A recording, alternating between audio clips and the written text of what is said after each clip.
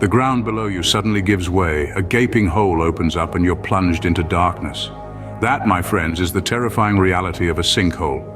Sinkholes are depressions or holes in the Earth's surface caused by natural weathering and the chemical dissolution of carbonate rocks. They can form suddenly or over time and can vary in size from a few feet to hundreds of acres, and from less than 1 to more than 100 feet deep. So, how do these earth-swallowing phenomena occur? Well, it all comes down to water. As it seeps down into the ground and circulates through the bedrock, it gradually dissolves the rock, creating spaces and caverns. Over time, these spaces can collapse, forming a sinkhole. Where are sinkholes most common, you ask? Well, they tend to occur in areas with a lot of limestone, a rock that's easily dissolved by groundwater. This includes parts of Florida, Texas, Alabama, Missouri, Kentucky, Tennessee, and Pennsylvania in the United States. However, they can and do occur worldwide. The most unsettling thing about sinkholes is their unpredictability. They can occur without warning, swallowing homes, roads, and unfortunately sometimes people. One moment you're standing on solid ground, the next, you're falling into a dark abyss. But don't let the fear paralyze you. Knowledge is power, and understanding what a sinkhole is, how it forms, and where it's likely to occur can significantly increase your chances of survival should you ever encounter one. Is it really possible to disappear like that in the blink of an eye from the surface of the Earth? Let's arm ourselves with knowledge and learn how to survive the unexpected. Understanding what a sinkhole is the first step in surviving one. A tragic incident occurred in Florida where a sinkhole opened under a home's bedroom in Tampa, causing a man to disappear. The man, Jeff Bush, was in bed when the sinkhole, estimated at 20 feet across and 20 feet deep, caused the home's concrete floor to cave in.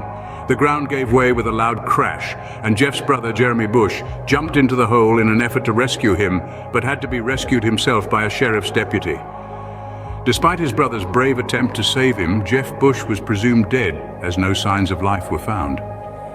This heartbreaking event serves as a reminder of the potential dangers posed by sinkholes and the importance of understanding and addressing such geological hazards. The number of deaths caused by sinkholes each year is relatively low, but they do occur. They can pose a significant risk, especially in areas with karst landscapes. Imagine this, you're walking along and suddenly the ground beneath you gives way. In the blink of an eye, you find yourself in the belly of a sinkhole. You're disoriented, scared, and unsure of what just happened. But there's no time for panic. Panic can be your worst enemy in a crisis. Remember, the first and most crucial step in surviving a sinkhole is maintaining your composure. It's easier said than done, no doubt. But your ability to think clearly can mean the difference between life and death. So take a deep breath. Steady your nerves and tell yourself, I can survive this. Now, as you're falling into the sinkhole, your natural instinct might be to flail your arms and legs. Resist this urge. The more you move, the more unstable the surrounding soil becomes, potentially causing further collapse. Instead, try to protect your head with your arms. Once you've landed, your body will likely be in shock. Pain might be the last thing on your mind, but it's important to quickly assess yourself for injuries. You need to know if you're bleeding or if any bones are broken. The goal is to avoid exacerbating any injury you may have sustained during the fall. If you find yourself trapped under debris, try to create a pocket of space around your face. This can help you breathe better and can make a world of difference in your survival. Now, if you're lucky enough to have a mobile phone with you, this is the time to use it. Call for help. And above all, keep your spirits up. Hope can be a powerful motivator in desperate situations. Staying positive can help you stay focused and improve your chances of survival. So, to recap quickly, stay calm, protect your head, minimize movement, assess your injuries, call for help if you can, maintain hope.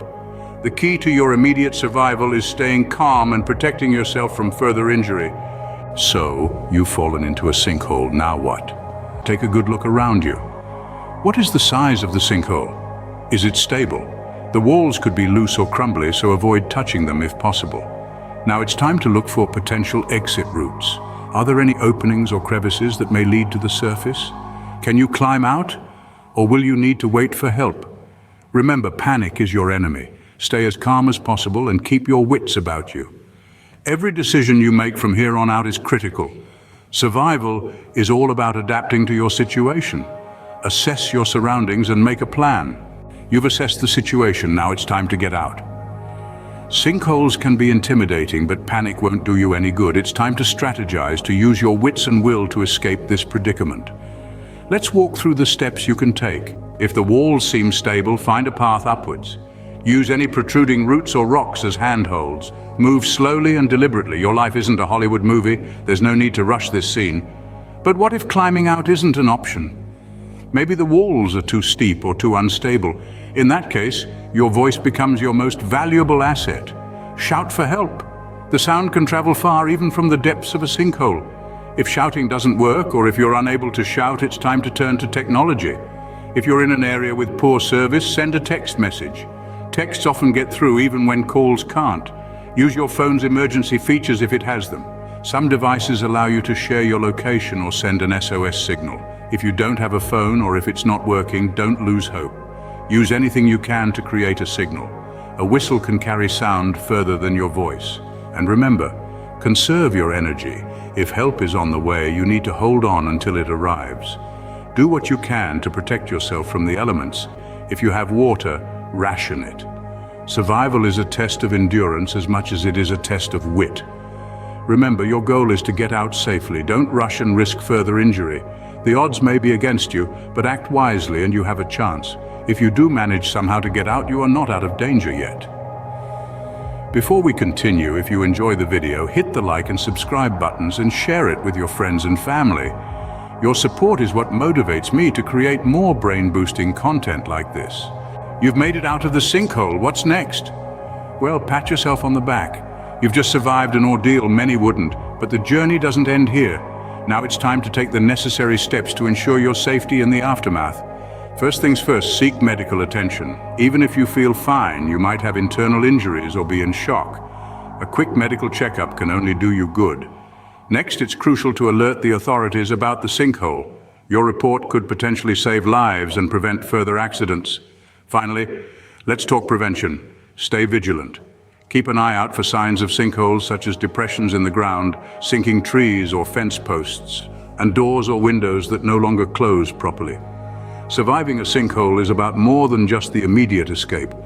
It's about what you do afterward to ensure it doesn't happen again.